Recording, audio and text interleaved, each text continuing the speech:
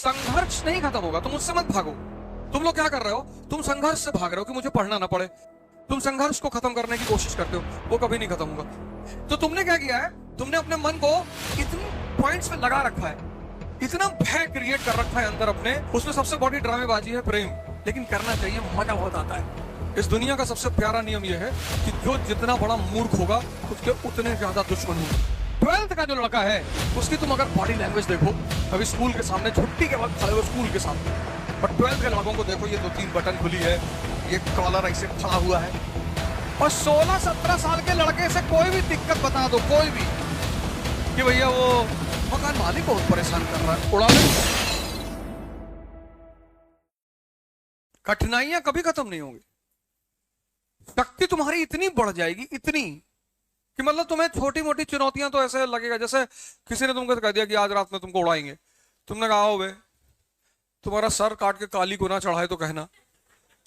तो तुम्हारे उसी चीज का वो जो, अब वो चुनौती तो है ही है, लेकिन उस चुनौती के सामने तुम्हारी ताकत इतनी ज्यादा है कि वो तुम्हारे लिए कुछ है ही नहीं। तो संघर्ष नहीं खत्म होगा, तुम उससे मत भागो। तुम लोग क्या कर रहे हो, तुम संघर्ष से भाग रहे हो कि मुझे पढ़ना ना पड़े। सुधांशु त्रिवेदी कितना पढ़ते हैं, तुम यार पढ़ने से भाग रहे हो। तुम पढ़ने से क्यों भाग रहे हो, मतलब उस उल्टा नियम क्यों बना रहे हो। तुम अपने आप को ताकतवर करते चले जाओ, तो जितनी चुनौतियां तुम्हारे सामने आती चली जाएंगी, सब छोटी होती चली जाएंगी। तुम रिवर्स फाइट करते हो, उल्टी फाइट करते हो, तुम उल्टी फाइट करते हो, उल्टी। तुम संघर्ष को खत्म करने की कोशिश करते हो, वो कभी नहीं खत्म होगा, पॉसिबल ही नहीं है, संभव ही नहीं है। तो उल्टा मत करो, उल्टे रास्ते में मत जाओ, शक्ति बढ़ा लो, और बढ़ा लो। तुम्हें अभी जितनी पता है उससे 1000 गुना ज्यादा है, लाख गुना, अरब गुना।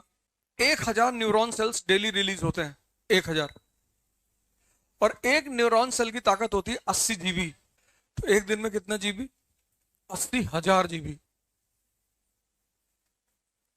और 526 जीबी पे मोबाइल जो कितना बड़ा लगता है, 80,000 जीबी डेली पोटेंशियल होती है माइंड के पास, पर तुम यूज नहीं करना चाहते हो। अच्छा, क्यों यूज नहीं कर पाते हो, तुमने अपने माइंड को इतनी जगह लगा रखा है अननेसेसरली। जातिवाद खत्म कर दोगे, क्यों परेशान हो फालतू में। अरे भैया ब्राह्मणों को गाली दे रहे हैं, देने दो, सामने पड़ जाएंगे तो जाएंगे। अरे भैया दलित को गाली दे रहे हैं, देने दो, मुसलमानों को दे रहे हैं। वो तो ये तो अब ये दौर ऐसा चल रहा है, इतनी जनसंख्या है, अगर लोग एक दूसरे को गाली नहीं देंगे तो जिएंगे कैसे। ये देश 50 करोड़ लोगों को संभाल सकता है, 1 अरब 50 करोड़ है, 1 अरब फालतू है, 1 अरब फालतू है।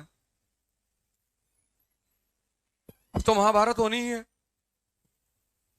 तो तुमने क्या किया है, तुमने अपने मन को इतनी पॉइंट्स पे लगा रखा है, इतना भय क्रिएट कर रखा है अंदर अपने, डर, कि तुम जैसे ही पढ़ने बैठते हो, और मन चारों तरफ उलझा हुआ है, तो जब तुम पढ़ने बैठते हो तो वो एक्सेप्ट ही नहीं करता। वो कम से कम 4 घंटे खड़े होकर पढ़ो। तुम अब तुम्हारी जनरेशन चेयर पे बैठने वाली जनरेशन नहीं है। तुम चेयर पे मत बैठो, तुम ये ले लो, ये बनवा लो, और 4 घंटे खड़े होके पढ़ो। 8 घंटे मत पढ़ना, बैक पेन हो जाएगा।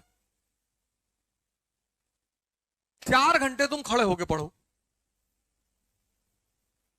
ना नींद आएगी, ना तुमको पढ़ने में दिक्कत होगी, क्योंकि मेहनत हो रही है ना, और ठंडक आ रही है। तो धीरे धीरे धीरे धीरे धीरे धीरे धीरे तुम देखना, जैसे जैसे तुम्हारी ताकत बढ़ती जाएगी अंदर, वैसे वैसे बाहर अचीवमेंट बढ़ती चली जाएगी। आज से एक मंत्र ले लो मुझसे, जब भी कोई तुमसे मिले और जरूरत से ज्यादा लगाव दिखाने लगे, तो समझ जाना अगले 1 हफ्ते में तुमसे कोई काम कहेगा। कोई तुम्हें तुम्हारी फायदे गिनाने लगे, तो समझ लेना उसमें उसका फायदा जरूर है। संत महात्माओं को छोड़कर उनका कोई फायदा नहीं होता, वो तो बस कंपैशन, करुणा में ऐसा करते हैं। एक शब्द है, एक, जिसने मेरे जीवन की 70% दिक्कतें खत्म कर दी। अगर मैं 90 कहूं तो अतिशोक्ति नहीं है, एग्जैगरेशन नहीं है, बस एक शब्द, और उस शब्द का नाम है इंटरेस्ट, हित। जितने लोग तुमसे जुड़े हैं उनका कोई ना कोई इंटरेस्ट तो जरूर है। ये सारा खेल जो चल रहा है सब इंटरेस्ट का है, और कुछ है ही नहीं। उसमें सबसे बड़ी ड्रामेबाजी है प्रेम, लेकिन करना चाहिए, मजा बहुत आता है, बहुत मजेदार खेल है, बहुत करते रहना चाहिए, बंद तो होना ही नहीं चाहिए, करते रहना चाहिए। मजा ये आता है कि कौन किसको बेवकूफ बना रहा है ज्यादा, रुकना तो चाहिए ही नहीं, चलते रहना चाहिए। और तुम चले आओ, तुम्हारी उम्र कम है, 20-22 साल के हो, आईएएस बन जाओगे फ्यूचर में, स्थिति तुम्हारी अच्छी हो जाएगी, एमपी भी बन सकते हो, लेकिन आज बहुत मार खाओगे तुम। तो जब तुम ये समझने लगते हो, कुछ चीजें जब तुम समझने लगते हो, तुम्हारी दुविधाएं खत्म हो जाती। शादी फादी मत जाया करो किसी की, अपनी छोड़ के, अपनी भी तो जाना ही चाहिए। शादी वादी कि हाँ, तुम्हारे किसी रिश्तेदार के घर, तुम्हारे किसी दोस्त के घर, पड़ोसी के घर परेशानी है, तब जरूर जाओ, चाहे पढ़ाई का नुकसान हो, चाहे जिसका नुकसान हो, लेकिन तब जरूर जाओ। इंसानियत खत्म नहीं होनी चाहिए। मतलब तुम्हारा पड़ोस में कोई आदमी बीमार है, तुम्हारे दोस्त का पिता बीमार है, और तुमको 2 दिन उस पिता के साथ हॉस्पिटल रहना, एकदम रहो, कुछ नुकसान नहीं होता। इंसानियत खत्म नहीं होनी चाहिए, वो बरकरार रहनी चाहिए। क्योंकि किसी की भी मुसीबत में जब तुम मदद करते हो तो वो तुम्हें दुआ देगा, और वो बहुत पावरफुल चीज है। मतलब दवा से लाखों गुना। कभी तुम गीता पढ़ोगे तो उसमें तुम्हें 3 तरह के कर्म पता चलेंगे, कर्म, अकर्म और विकर्म। जो संत होते हैं ना, ये विकर्म करते हैं, विकर्म मतलब ये जागृत हो चुके हैं, इन्हें कर्म करने की जरूरत नहीं, लेकिन फिर भी करते हैं। तो जब ये फिर भी करते हैं, तो वो जो कर्म करते हैं, अब इनको कर्म की जरूरत तो है नहीं, लेकिन ये करते हैं, तो इनके पास वो सेव होता रहता है। वो जो आशीर्वाद का कॉन्सेप्ट है वो यही है। तो इनके पास चीजें सेव होती हैं, तो उस सेव कर्म को ये किसी को गिफ्ट में दे देता है। से कोई कैंसर का पेशेंट गया, इन्होंने उसके सर पे हाथ रख दिया, जाओ, तो होगा ठीक, हो गारंटी ठीक होगा, 4000% ठीक होगा, क्योंकि अब अपने लिए नहीं कर रहे हैं। इस दुनिया का सबसे प्यारा नियम यह है कि जो जितना बड़ा मूर्ख होगा उसके उतने ज्यादा दुश्मन होंगे। न्यूटन का नियम है ये, जो जितना बड़ा मूर्ख होगा उसके उतने ज्यादा दुश्मन होंगे। तुम्हारा समय ऑड चल रहा है, कोई बात नहीं, तुम्हारे माँ बाप जेल में है कृष्ण की तरह, कोई बात नहीं, उस समय को इस्तेमाल करो अपने लिए, मारना तो ही है, पर समय को हमेशा समझो और इंटरेस्ट के गेम को समझो, परेशान होने की जरूरत नहीं। जिसका दिमाग का दायरा बड़ा हो गया, वो तुमको तो डर लगता है इस वक्त ना, क्योंकि तुमने अपनी शक्ति को अभी खोला नहीं है, तो तुमको डर लग रहा है कि भगवान किसी तरह से कोई नौकरी मिल जाए बस। तुम अभी भयभीत हो, क्योंकि तुमको शक्ति से अपने परिचित नहीं हो तुम। तुम्हारा हाल हनुमान जी वाला है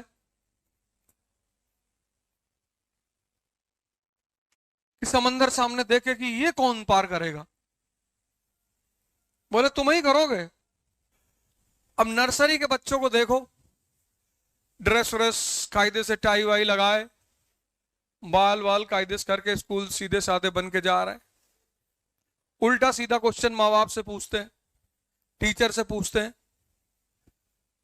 कि पापा हम कैसे पैदा हुए थे।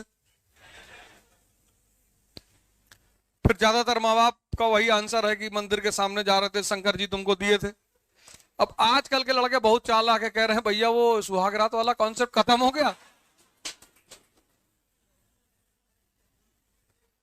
सब मंदिर से आ रहे हैं। 5 का जो लड़का है वो चुप हो जाता है, समझने लगता है धीरे धीरे, तो थोड़ी सी चीजें पकड़ में आनी शुरू हो जाती कि ना ना ये सब तो झूठ बोल रहे हैं, खेल कुछ और ही है। 12th का जो लड़का है उसकी तुम अगर बॉडी लैंग्वेज देखो, कभी स्कूल के सामने छुट्टी के वक्त खड़े हो स्कूल के सामने, और 12th के लड़कों को देखो, ये 2-3 बटन खुली है, ये कॉलर ऐसे खड़ा हुआ है, कॉलर खड़ा है। अब कॉलर खड़ा क्यों है? 16 साल उम्र, टेस्टोस्टेरोन पैदा हो चुका है, और टेस्टोस्टेरोन ने नीचे से मारा, ताकत बढ़ा से कॉलर खड़ा हो गया तुरंत। और वो 16-17 साल का जो लड़का है, अगर तुम उसकी बॉडी लैंग्वेज देखो तो सीधे कभी नहीं खड़ा होता वो। और 16-17 साल के लड़के से कोई भी दिक्कत बता दो, कोई भी, कि भैया वो मकान मालिक बहुत परेशान कर रहा है, उड़ा दे। बस उस वक्त उसको पता नहीं चल पाता कि यार इस एनर्जी को अगर सही इस्तेमाल कर लिया जाए। जैसे तुम जाओगे सदगुरु के आश्रम में, तो वहां उनका अपना स्कूल है, कोई बच्चे को मारता नहीं है, और ज्यादातर लाइव पढ़ाने की कोशिश होती है, लाइव मतलब दिखाकर, डेमो देकर। बच्चों को क्या मारना है यार, ये पूरा कॉन्सेप्ट ही खराब है बच्चों को मारने का। और बच्चों को अगर मारते हो तो ग्रेजुएशन के मास्टर को भी AK-47 लेके क्लास में जाना चाहिए, बड़ों को भी मारो तब। बच्चों को तो पढ़ाई के लिए बिल्कुल नहीं मारना चाहिए, मतलब मैं तो इस बात के एकदम एकदम खिलाफ हूं कि बच्चों को तो मारना ही नहीं चाहिए। हाँ, कभी कभी साल में एक बार टॉर्चर करना चाहिए, पर एक बार, और उस एक बार से उस बच्चे के मन में यह रहे कि भैया इससे बदतमीजी ना करना। 1763 का जो अमेरिका है वो किस क्लास का अमेरिका है? 12th का। अब वो नहीं पूछेगा किसी से कि हम कैसे पैदा हुए थे, उसको जियो सब बता चुका है, अब उसे ये सब जानने की कोई जरूरत नहीं। एक 22 साल का लड़का रात में 2 बजे घर लौट कर आया, पिताजी दरवाजे पर खड़े, और पिताजी ने लड़के से पूछा कि कहां थे, और उसने पलट के कहा कि तुमसे मतलब। तो समझदार जो पिता होगा वो अपना स्टैंड तुरंत चेंज कर देगा कि अरे नहीं बेटा, हम तो ऐसे ही पूछ रहे थे, तुमको पता था देर हो जाएगी, मेरी कार ले आते तुम। और अगर लड़के के साथ लड़की है तो उसको रेड कारपेट की जिले इलाही मारना है, लेकिन उस वक्त नहीं मारना है। कभी भी अपने घर के किसी भी सदस्य को बाहर ह्यूमिलिएट नहीं करना है, कभी भी, वो कितनी बड़ी भी गलती कर दे, किसी दूसरे के सामने, चाहे वो भाई है, बहन है, माँ है, बाप है, बीवी है, पत्नी है, कोई भी है, बाहर किसी के सामने कुछ नहीं बोलना है, मुस्कुराना है। अच्छा, अरे वाह यार, तुम तो कार लड़ा आए थे, दूसरी वाली भी लड़ा देना जी भैया।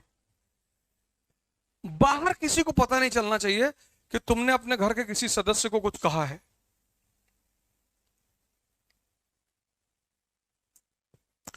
पर मारना है।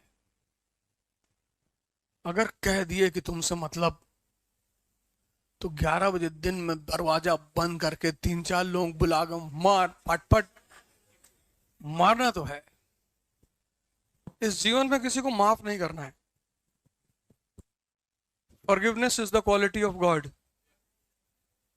and we are not gods. पर किसी को यहां नहीं रखना है। किसी ने तुम्हारे साथ बदतमीजी कर दी है, उसको देख के मुस्कुराया करो कि कोई बात नहीं, वेरी गुड। जैसे तुम लड़ रहे हो ना, ऐसे हम भी लड़ रहे हैं। हमारी तुम्हारी लड़ाई में फर्क सिर्फ इतना है कि तुम्हारी उम्र बहुत कम है और अनुभव भी कम है। मेरे अनुभव अगर ले लोगे जीवन में तो इतने काम आएंगे तुमको, ये सब तो किताब में लिखा हुआ है, लेकिन ऐसे ही पढ़ना है। ओल्ड रिस्ट्रिक्शन, समझदार बाप एकदम स्टैंड को चेंज कर लिया कि नहीं नहीं कोई बात, आराम से, तुम 4 बजे आया करो सुबह यार, तुम उल्टी सीधी बात करोगे तो सब मान थोड़ी लेंगे, और उमर के बाद लोग सवाल करेंगे। भाई अमेरिका ने कहा कि सद्दाम हुसैन पे हमला कर रहा है, दुनिया ने कहा क्यों? बोले WMD। WMD women of mass destruction. अरे बोले वुमेन नहीं, वेपन।